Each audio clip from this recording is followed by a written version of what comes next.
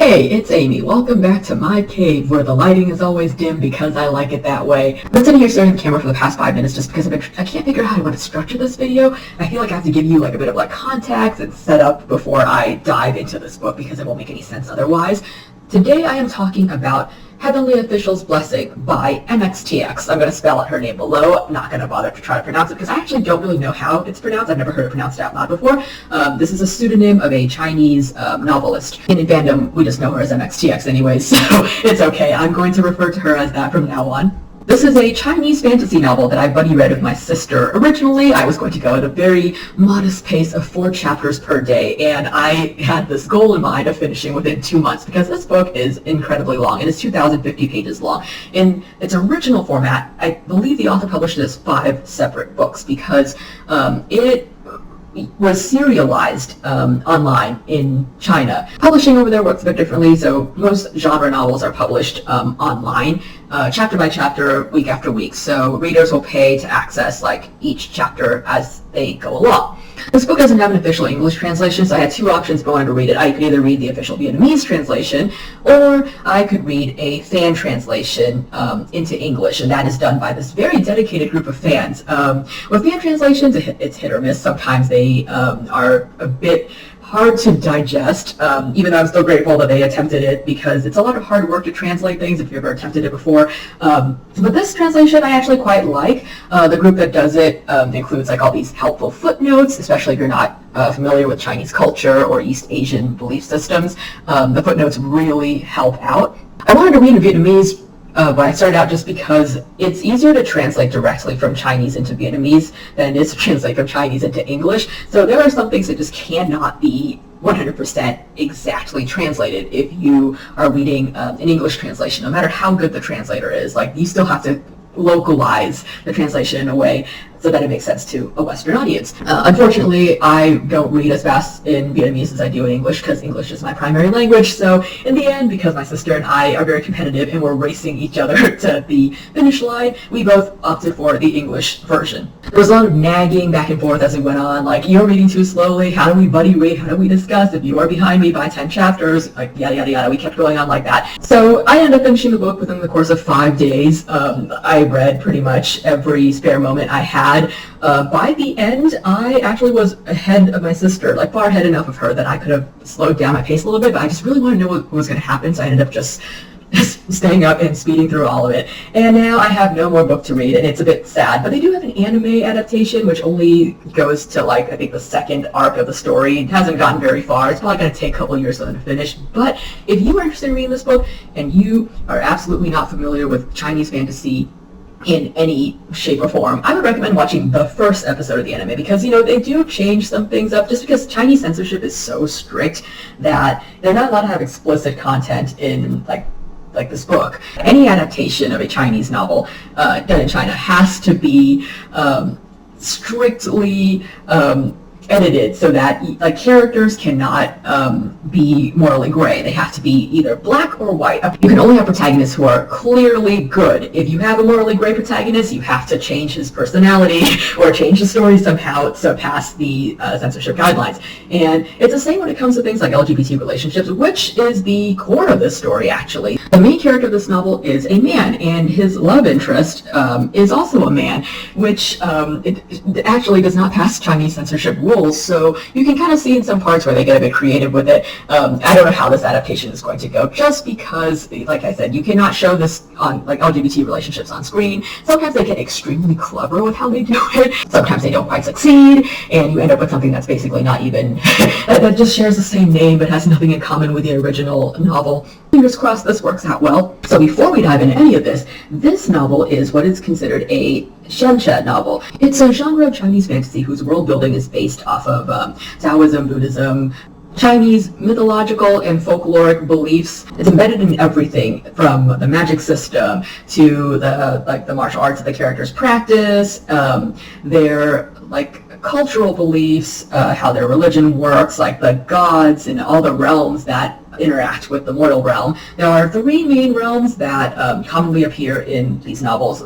There's heaven, which is ruled by a pantheon of gods, normally headed up by the Jade Emperor. In this case, MXTX opted not to use real gods. All her gods are fictional gods, but they are still led by in this case, what is known as a martial god, who basically represents the Jade Emperor. The system in heaven is kind of like the Chinese court system back in the day, where there are civil/literature gods, and then there are martial gods. So it's kind of an obvious split. Like one side handles more administrative, scholarly matters. The other side handles all of the prayers related to war, and if there's a monster that needs to be banished or something, then they will they will appeal to these gods in their temples for assistance. If you've read American Gods before, it's kind of that similar concept where the gods gain more spiritual powers based on how much their believers believe. So if they are popular, they will have more temples built for them, more incense lit for them, more prayers made to them, and they will gain more power that way.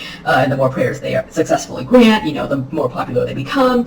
And gods can become obsolete over time and die away despite being immortal. And then there's also hell, or the underworld, or the realm of the dead, depending on which work you're reading. I'm not super religious, so I'm not really familiar with the exact details. All you really need to remember is gods, mortals, the dead/demons. The protagonist of this novel is a martial god named Zilian, and in his mortal life, 800 years ago, he was the crown prince of this kingdom called Qianle, and they were extremely prosperous, and he is what was known as a son of heavens, like a favored child of the gods, somebody who everyone thinks is going to make it super far. Like everyone knew for sure he was going to become a great and benevolent ruler, and the heavens decided that he was a prime candidate to ascend to become a god someday. And the idea behind this is once you ascend, once you are selected, considered good enough, extraordinary enough, accomplished enough, and you have ascended to the heavens, you of course are still involved in mortal problems, and that you answer their prayers and everything, but you're not supposed to really devote yourself to the mortal realm anymore. You have to accept that you are no longer part of that realm, and their problems cannot all be solved by you. And if you have trouble with this, then you're going to have a hard time being a god and not getting involved in the ways of the human world, which is actually not allowed. You're not supposed to go back and visit your relatives or your friends from the mortal realm, because that's going to result in absolute chaos if all the gods just came down and started granting favors to all the people they knew when they were still humans. But because Zilian ascended to heaven when he was 17 years old, and basically at the prime of his life, where everybody thought that he could do anything, and he himself believed that he could do anything as well. Anything he willed to happen could happen, just because that was what his reality was. Everything that he wanted to do, he managed to do it somehow. If there were two options, he would find a third path to make it work. And you get to experience over the 800 years of his life, because the novel goes back and forth. So book 1 is present day, book 2 goes back to his time as a crown prince when he was younger and still immortal, and then book 3 goes back to the present day, and then just so on and so forth. But you experience his trials and his growth over the course of these 800 years. Zilian is ultimately a very optimistic, very kind-hearted, and empathetic person whose ultimate goal is to save the common people. Even when he was a mortal, he wanted to help his people. As a god, he wants to help as many people as he can help. He even if he can save only one person, he will basically work himself to death in order to save this one person. And that question actually gets brought up a lot as the story goes on. Is it worth it to sacrifice so many things to save people, even if you know that ultimately you're not going to succeed? There are a lot of moral and ethical dilemmas that appear. There's a whole situation involving a pandemic, and I just really did not know how it could be solved. The people of this place are suffering, but in order to save them, you have to spread the suffering over to this other realm. What if there's just no way to help everybody? What the hell do you do? Do you just give up? In the Taoist Buddhist folklore belief system that I grew up with, it is believed that everybody has a set destiny or fate. I've been railing against this my whole life. There's this whole thing where I'm okay, my fate is my own. The heavens have nothing to do with it. And there are characters in most of these Xianxia novels that will have that, that will express that same belief, where they go, my fate is my own. It's what I make of it. And it's not that and just because you have this set destiny, for example, Zilian is born under an unlucky star, just because you have that destiny does not mean that you absolutely have no free will. There is just this whole issue where balance and like the cycle of life, like those are things that are very important. Like you're supposed to accept that, you know, kingdoms will rise and fall, people will live and die, suffering is just a part of life, and you have to accept it. So you can exercise your free will within the constraints of that. So you can't upset the balance too much, but that does not mean that you are completely helpless and have to just lie there and give up and accept your fate. You see several examples throughout the book of characters that have similar trajectories, like or similar destinies, but the ways that they handle it, what's like been handed to them, and like deal with their lot in life will vary greatly, and that actually makes a huge difference in the end. The other character that I want to mention who is super important when it comes to this plot is Zilian's love interest, who is a supreme ghost king called Hua Qiang. And just as the gods are selected and ascend based after passing like this great heavenly calamity, like a trial, the ghost kings are born when a ghost, backtrack a little bit, in order to become a ghost, one has to have like unfinished business or have something that ties them to this earth. And it could be like a grudge, it could be somebody that they love, something like that. There's something that has to tie you to the mortal realm still, so you cannot move on. And basically, if that feeling is intense enough and you pass like the required amount of trials, you can emerge as a supreme ghost king. And that is what this character, Hua Qiang, is. And the ghost kings in here, there are only 4 of them, and they're very unique. Each of them has a completely different personality and like way of doing things. So Hua Qiang runs his, he's in charge of the ghost city where like people go to like do business, like the gods sometimes go there to gamble. Like the gods in here are more like the Greek gods, where it's like they're not perfect. They're actually, there's a line that a character says where it's basically gods are just humans who have ascended, but they're still humans at their core, and it's the same the other way around with like ghosts. So Hua Qiang is in charge of this like city, which is kind of like Vegas. Like he's like a mafia don. He runs all these gambling dens. He makes a shit ton of money, and I think he lives the life, honestly. But these 2 characters, like Hua Qiang and Zilian, like they, their lives overlap with each other a lot over like 800 years, and you get to see like their relationship with each other develop, like as they get to know each other, experience all of these things together and separately, because they do have their own separate lives.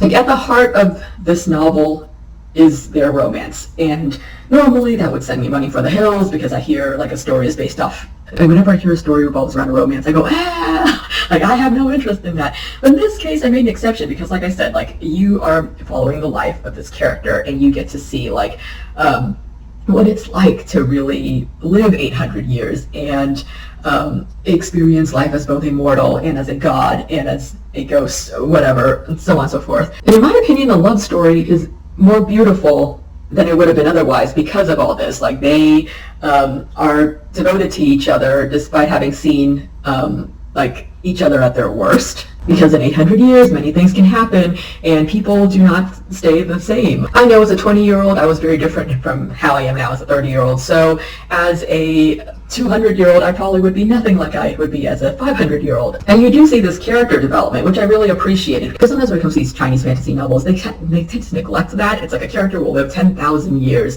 and like, you know, there's reincarnation, 10 lifetimes, whatever, and still essentially be the same exact person. And this is not really the case here. These characters do change as time goes by. I thought this book was a nice balance between humor and more touching, more tragic happenings. There were parts that made me incredibly sad, and then there were other parts that made me go, what the fuck, did that actually happen? Like the humor can get kind of slapstick, and you have to suspend your disbelief at certain parts, but I was very entertained by it, so I didn't care.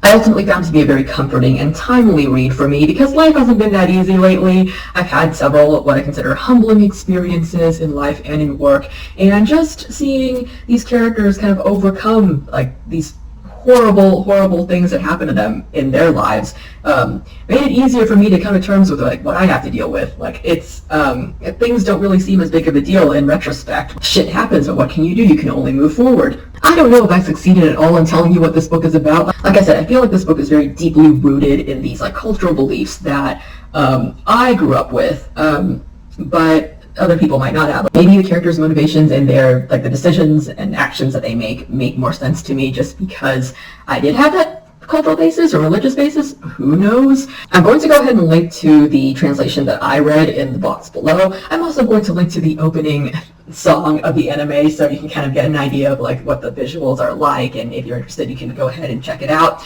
I'm going to end right there because this got quite long, and I will see you next time. Bye.